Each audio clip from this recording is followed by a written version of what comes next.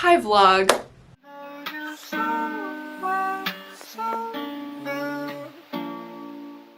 We're gonna be mood reading today. If you follow me on socials, you know I've kind of been going through it. I had a little bit of a traumatic situation occur. I'm okay. I bounced back honestly really fast. I kind of impress myself sometimes with how resilient I am. I think just the more horrific instances of misogyny that I face, the less that it phases me. So a win is a win.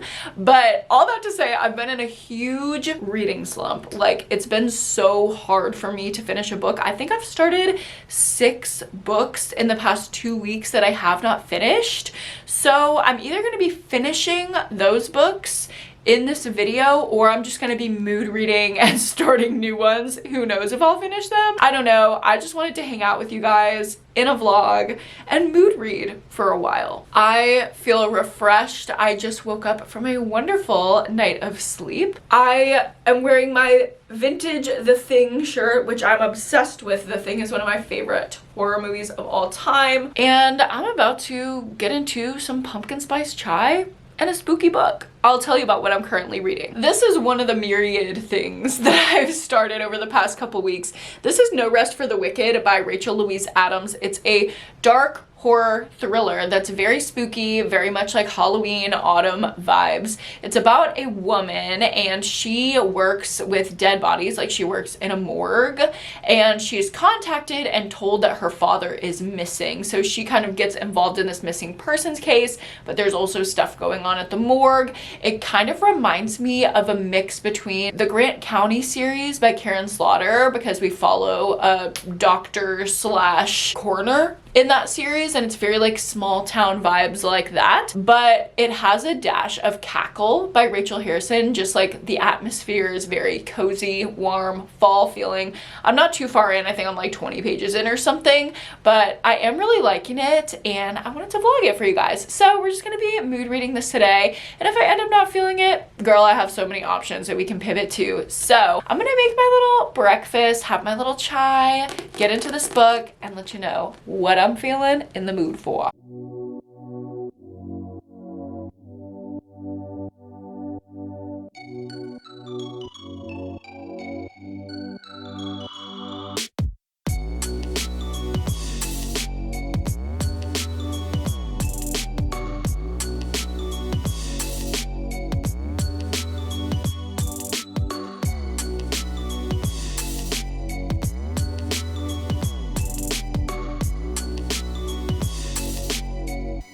Hello vlog.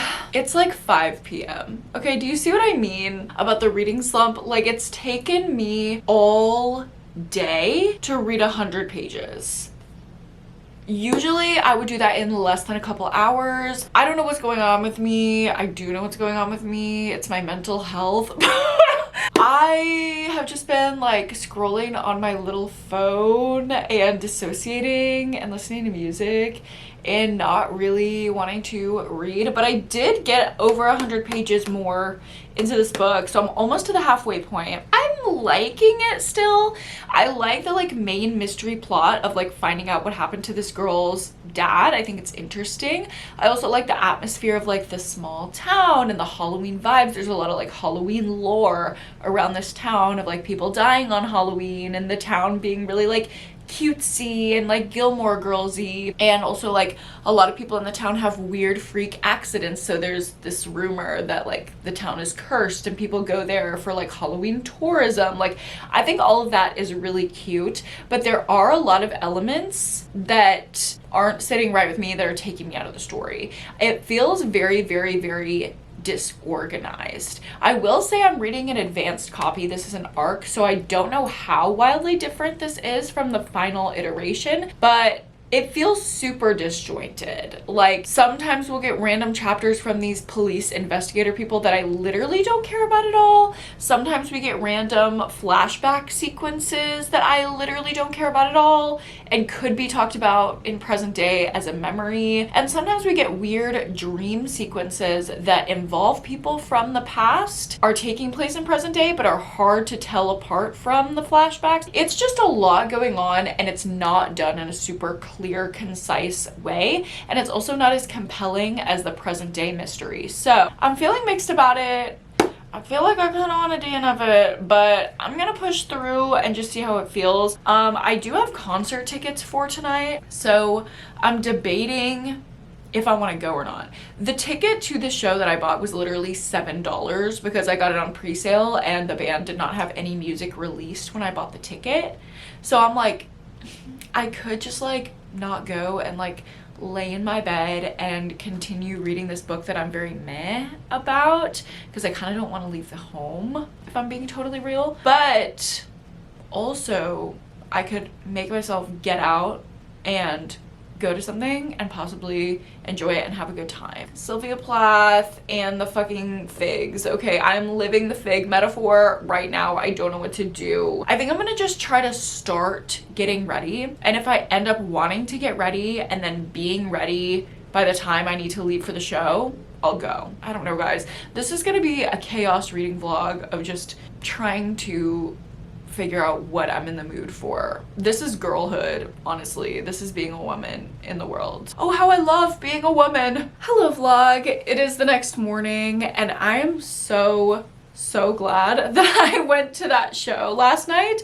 I ended up getting myself out of the house. I was really struggling with if I wanted to leave. Like, I was just in a kind of like stuck, rotting state, and it never feels appealing to go out when you're in that, at least for me. But I'm so glad that I did because the show was amazing. I saw Mirador. I am obsessed with them, and the show was phenomenal. It was small, it was intimate, it was so good. Oh my god, it was so good. So take that as a sign. At least for me, it worked out to push myself a little bit and get out of the house when I was in that funk. I do have a reading update for you. I got a little bit further into No Rest for the Wicked. I'm about 200 pages in, so I only have a little over 100 pages left. I'm just feeling really bored and disconnected with the story, to be totally honest. Like, I feel like this was marketed a little bit wrong. It's called like a dark, twisty, like thrilling thing, and it does not feel like that. It definitely feels like a cozy mystery. There's a lot of interpersonal drama. I was wanting a thriller and I got a cozy mystery. Maybe that was my bad. Maybe I just didn't know what I was in for, but yeah, not loving it. I'm gonna keep reading it because I've made so much progress and I do not want to start another book. That's the tea. I have to work today, so I'm gonna make myself a little drinkity drink. I just got like a hot pumpkin tea. I might do that and then get to work for the day. I'll let you know when I make any more progress on my book.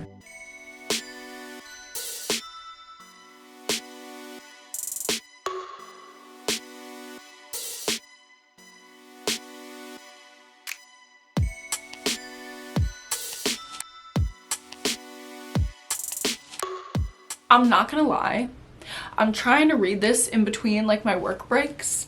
It is not. Like, I'm getting angry. And now I feel like I'm in another bind where like I really just want to finish a book and I've made so much headway in this one. I do not want to start another book when I'm halfway through like 6 motherfucking books, but I'm not liking this. Oh my god, what do I do? I'm gonna see if I can get the audio for this through my library. So I'll have the satisfaction of making it over 200 pages through a book and finishing it. I just can't deal with the DNF right now. My mental health is too fragile. So I'm gonna do that, and maybe I'll take a little hot girl walk tonight and finish up that book. And in the meantime, my physical read is gonna be another book that I'm like fucking halfway through. This is the chaos of my life right now. Let me go get it. I am about like a third of the way into Men Who Hate Women by Laura Bates. This is a nonfiction book, and I'm really just reading it to try to make sense of the themes, the patterns, the situations that I'm undergoing at the current moment. This book has been really helpful making sense of things in the wake of my breakup that I'm not blaming myself, because it's literally all the root of misogyny. Like, sometimes when a man hates you, it's nothing to do with you, and it's all to do with their mommy issues or something of the sort. And this is helping me make sense of it. As you can see, I'm like highlighting and tabbing down. So this book basically in every chapter goes through a subset of men and explains the psychology behind why they might hate women. The names of the chapters are things like men who prey on women, men who avoid women, men who blame women, men who hurt women, men who exploit other men, men who are afraid of women, men who don't know why they hate women. Like, you see the theme here. So it's all just like research on misogyny, and when I was reading it consistently, I was really liking it and it was really helpful for me, but it did just get a little overwhelming because I started to see how not just my most previous partner, who was really actually terrifying because he put on a really good front, but he literally hated me and wanted to do bodily harm to me. That is like triggering here, but it's also like making me think of other men that I've known in my life and like counted as safe that have some of these signs and signals. So I feel like reading this is a self-protective exercise, especially as I get back into dating. Like, I could just go in with a bunch of trust issues, or I could arm myself with the knowledge. And something my therapist is really big on is arming yourself with research that you can use to protect yourself. So that's what it feels like I'm doing when I'm reading this. I'm gonna get into it, let y'all know what I'm thinking. Hopefully I'll get to get the audiobook for No Rest for the Wicked, go on my little hot girl walk. I'll just read around and update you later today. Hello vlog, I am back from my little hot girl walk and I'm happy to report I have finished No Rest for the Wicked. It was a little painful, I'm not gonna lie. There were some interesting twists at the end, but I could not get invested for the life of me. I think there are fluency problems in this book. It did not get better after I started with the audio, which is obviously the finished copy. So I know it's not an issue of it being an arc. And the thing is that I did like the writing style. Like, there were a lot of phrases in here that I thought were really beautifully done or really cleverly done. However, it was just confusing and weird. The structure of the story was bad, and I think it hindered the tightness and the fluency of the plot. So, I mean, that's a pretty big knock against it. I liked the vibes, I liked the twists, I liked what happened in the overall story. I just don't think it was framed or structured well at all. I think I'm gonna give it 2 stars. I'm sorry, that's just where I have to land on this one. It's so cute. I love the cover. It has great Halloween vibes. Maybe if you like a cozy mystery, you would like this one, but it's just not for me. But now I'm going to be editing some videos and reading Men Who Hate Women. So some lovely, lovely reading. Yeah, I think I'm just gonna have a chill night editing, reading. We'll see what happens.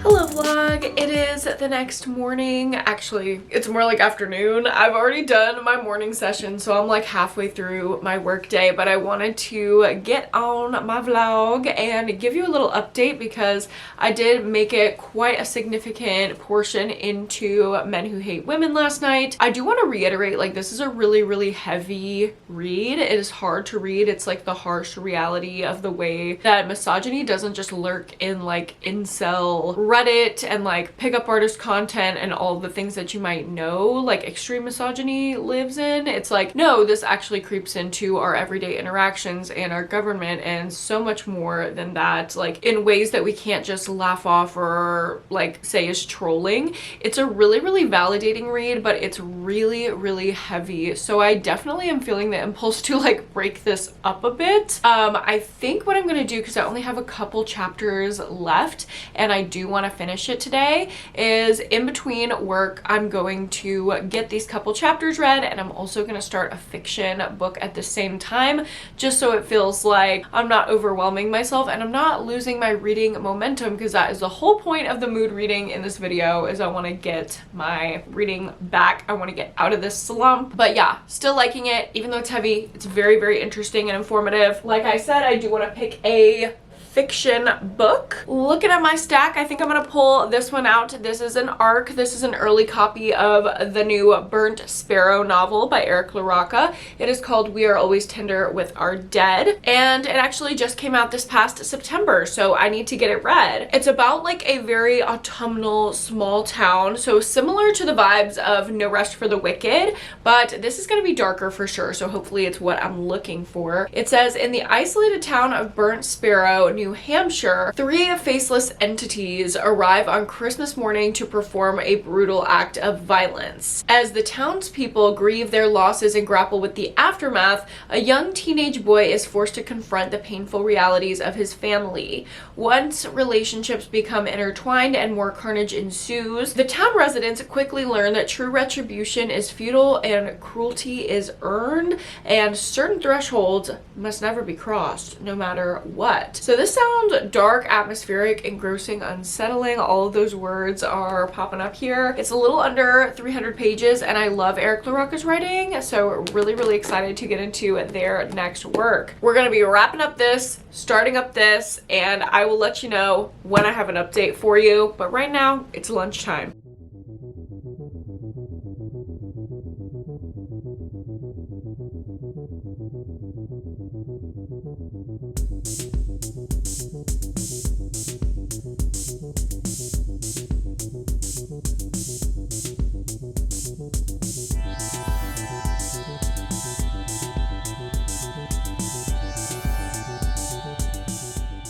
Hello vlog, it is later. I am done with my evening sessions and I'm actually sprinting on Patreon. And I just finished up this book, Men Who Hate Women. I'm gonna give it 4 stars. I would give it 5, but it was just like so hard to read.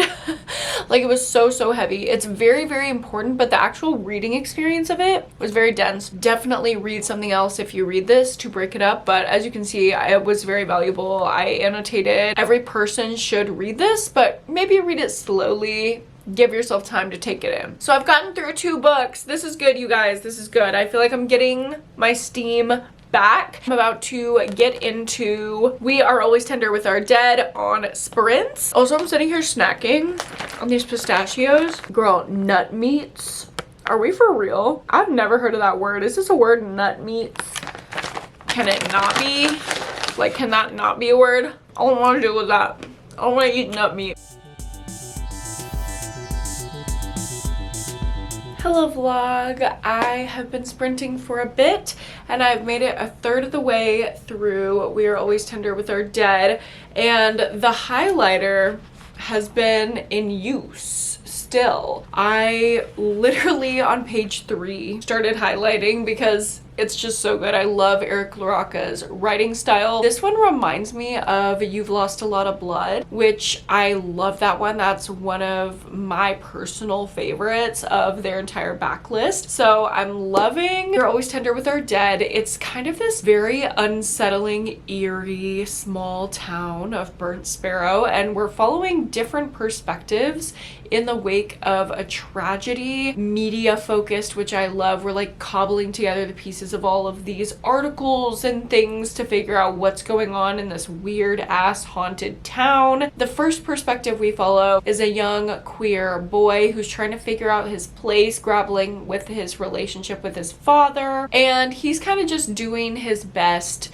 to fit in this town where weird shit is going on. And like I said, I'm a third of the way in and the perspective just shifted. So the first section was going over this boy. Now we're going to be following the perspective of this woman who is housing the fugitives that committed this very violent massacre in the town. So I don't know how long this one's gonna last. Oh, it says the next chapter is also from her perspective. And then we go back to the little boy. Okay, so it seems like those are our two perspectives, but there's a lot of media in here, so I'm very interested to see where the story is going to go. It's very character driven, very vibey, very aimless, but that is Eric LaRocca's style, and that is what I really love from them. So probably gonna do another sprint or two and then head to bed, so I will let you know what I'm thinking in the morning. Good morning vlog. It is the next day and I do have a reading update for you. I am a little over halfway through. It's crazy. It's disturbing. I love the second perspective that I got to. After the first third, we got into the wife's perspective. She is like the wife of this wealthy man, and the wealthy man was like, give me the perpetrators of the massacre, I will house them. And she's like, I don't really want to live with these murderer, horrible criminals. So she's also grappling with her sexuality and the fact that she is not satisfied with her husband, and it is just incredible. Like, this writing is just incredible. Eric LaRocca's writing like speaks to my soul. Just to give y'all a reference, like this is how much I'm enjoying this book. It is so good. It is shaping up to be quite the 5-star read, I think. If the second half keeps up this amazing juxtaposition of meaningful and disturbing, like y'all know, that is my bread and butter, so I'm probably gonna love this one. This is probably gonna be a new favorite. I am excited to read more of this today. What is my hair actually doing? Sorry, I did my natural hair today, and I'm just like, when things lay across my head like weird Victorian Alexander Hamilton curls, I just like get a little scared. I finished my work this morning, so I have a few hours this afternoon to read. I also want to bake some pumpkin bread because I'm going to ACL this weekend. I'm doing ACL the full weekend. It's a music festival in Austin, Texas, and I'm going. So I want to bake some pumpkin bread because I know every single morning starting at like 11 a.m. me and my friends are going to be pre-gaming before we go to the festival, and nobody is going to eat. So I will be the mom of the friend group, and I'm going to bring pumpkin bread for everyone. So I want to make my pumpkin bread. I want to read more of my book. We're gonna get into that this afternoon. I actually am a little bit nervous because I have a first date tonight. Ooh, this is one of the first dates that I'll be going on since the end of my relationship. I've been on a couple the last couple weeks, but they were just like fine, and I'm ready for something that's not just like fine. I want to feel something. I think I'm ready to feel emotion again. I'm like healing, coming back into the world, getting out of my reading slump. Like, give me someone that I can feel something for. A man, a woman, a non-binary person, I do not care. Just give me someone. We'll see if the man tonight can do that. Obviously, I'm not going to dox him on the fucking internet because he doesn't even know that I have a YouTube channel, but that's what I'll be doing tonight. I'll keep you posted.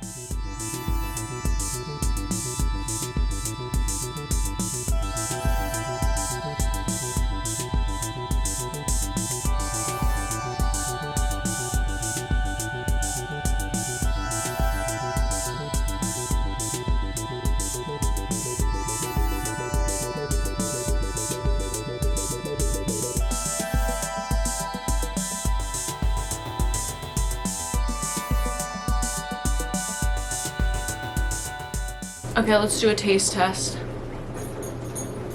Bro, that shit slaps. Oh, she bakes. And by she bakes, I mean she does the instant fucking bag from Trader Joe's. Is it weird if I bring this man pumpkin bread on a first date? He won't know what to do with it. He'll just be sitting in a bar with a bag of pumpkin bread. I can't do that. It's embarrassing. That is too vulnerable. You can't bake for a man on the first date. That should be a rule. We're just not allowed that yet. I'm gonna make him work for it. Because this is the type of man, he knows he's hot. That type of hot. And I just can't do that. Like, that scares me.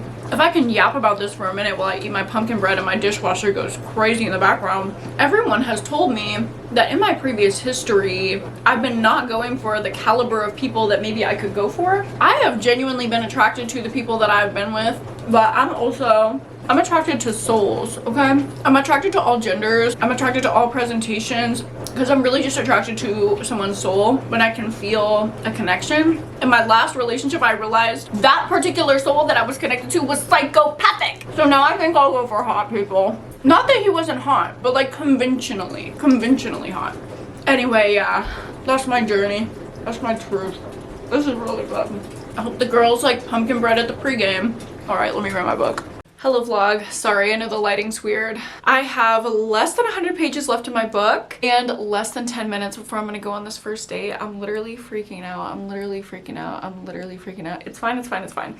This book is dark as fuck and I love it. I love it. It is so weird and fucked up and like gory and bloody and gross. Like, I love it. The two main characters that we're following have crossed paths and that was a really fun moment, and I'm starting to get like the real clear meaning of the book. Like, I feel like sometimes with the weird trippy horror that I like, the meaning gets lost in the weirdness of it all. Sometimes it just feels trippy for trippiness's sake, but this is not that, and I often feel that about Eric LaRocca, but this one especially, like, the message feels very, very clear. The intent feels very, very clear, and I'm feeling very seen as a queer person as I'm reading this. So I'm loving it, and I'm definitely gonna come home after my date and finish it because I am repeating it like a mantra. I will not go home with this man. I will not go home with this man. I literally am wearing ugly underwear because I do not want to go home with this man. I'm not doing that on the first date. We've been there, we've done that. We're not doing that today. We are not.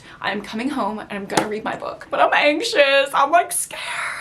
Oh my god, I'm scared. I'm gonna show you all my first date fit. This is real. This is me. Since this man is tall as hell, I can wear my cute little super tall boots that I like to wear. I've never gotten to wear these on a date because I never date tall men. The short little gremlins always come to find me, and unfortunately I always fall for them. I am so nervous, but I'm going to cosplay as confident, and we're gonna see if it works out. But I'm not going home with him. I'm not going home with him. If I am not updating you from my bed at 10 p.m. tonight, everyone unsubscribe.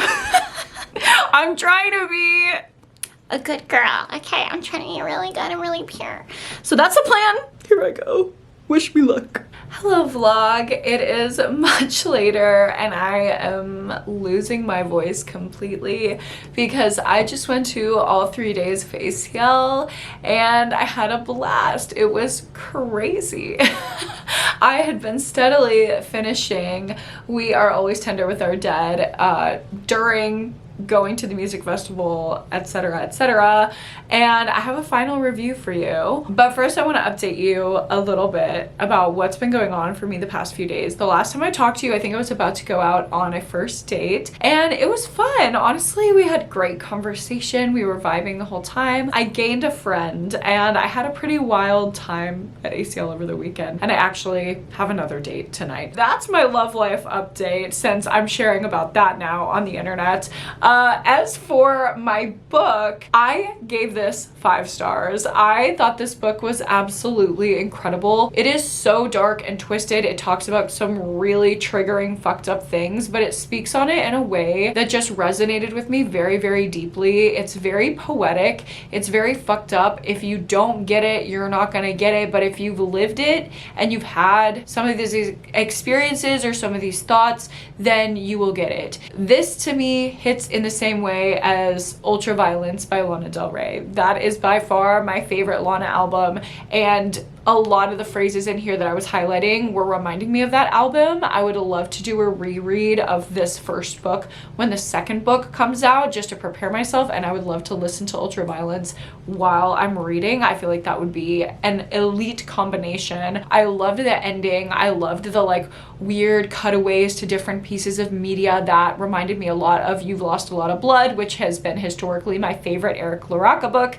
So this is up there in the ranks for me. I absolutely adore it. I'm so excited for y'all to read it and get your hands on it. I highly, highly recommend it. And I think it's safe to say, because I was reading throughout the weekend going to ACL, that I am out of my slump. Thank you guys for coming along with me on this little journey to get out of my reading slump and back into the game.